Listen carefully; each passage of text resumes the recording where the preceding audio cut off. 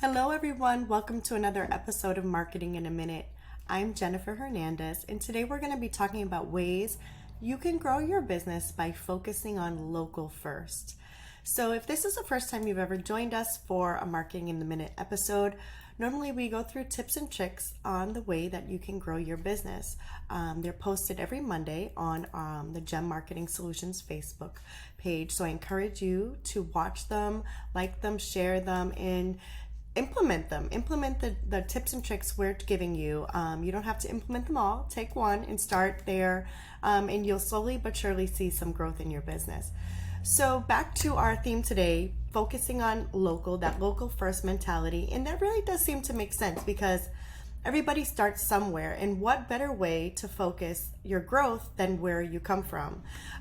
We are located in Worcester, Massachusetts, so we live in a very big city.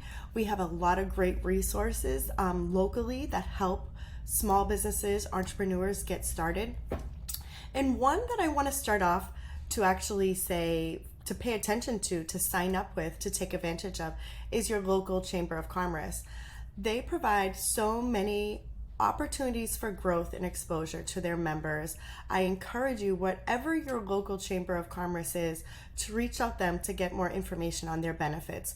Every chamber has different benefits, and memberships, their cost is very different, but it is well worth the money. However, it's only worth it if you put your time into that actual membership. The way these memberships work is that you become a member and you'll be listed in the directory on their website, which is great because that's also another driver of traffic to your own website. But they have a lot of events that you can be attending, specific industries that you can attend, but also a lot of networking events for professionals. And that's when it's really your time to shine, where you can show up there with your business cards, introduce yourself, and set yourself apart with that face-to-face interaction that a lot of times is missing these days. So much is now digital. But Chamber of Commerce's, they really still focus on that one-on-one, in-person, emotional experience, and that goes a long way, since we all know that people make decisions based on their emotions and the connections they make with others. So I really encourage you, if you're not a member of your Chamber of Commerce, to look into it and put it to use. Their job is to promote you and to give your business more exposure. They want you to succeed. So take advantage of all of their opportunities. A lot of chambers, they have opportunities for you to go on the radio station to talk, maybe TV channels to talk, be in a newspaper. There's just so many different ways, and I really encourage, sometimes it's an overlooked opportunity that business owners just haven't had the time, and that's a great local way to get started. So I wish you best of luck on that. Also, I know summer is almost over, but looking at community events, and community events do not just take place in the summer. I know there's so much going on this summers, and they seem to be more popular, more flyers going around, but community events happen all year round. They're just, some are inside, some are outside, and you really need to take the time to look at the calendars on your local town or city calendar, look on social groups, what is being done, and if you find an event that aligns with your industry or a mission that you're supporting, take the time, and you can just go to the event if you like. You can go, you can talk to the vendors, you can pass out your business cards, you can tell people about your business that way, or you can actually take it a step further and get a table, be a vendor at one of these events.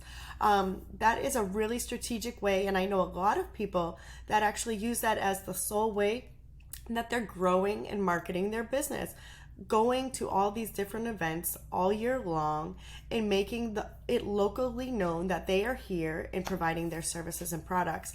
So it's a low budget way to be able to get a lot of exposure right in your own community. So I really encourage you to look up local events, become a part of them, talk to the administrators or the organizer of these events, make those connections so they'll think of you the next time events are coming, and they will reach out to you. Also sponsoring those events. What about taking it to the next level up and becoming a sponsor, contributing money to help that organization put on that event? goes a long way. And they'll be providing exposure in social media with your logo, giving thanks to you. They might be putting you on a banner. There's all different opportunities for sponsorships for events, but that's another great way to take advantage of getting in front of a local audience. Also looking at other audiences that other businesses within your own community that have the same type of audience as you. So maybe a hairdresser and a hair salon, or a salon, a supply store. So a beauty supply store and a hair salon. Those two audiences, they're the same audience, right? So it would be making sense for you to collaborate with that one.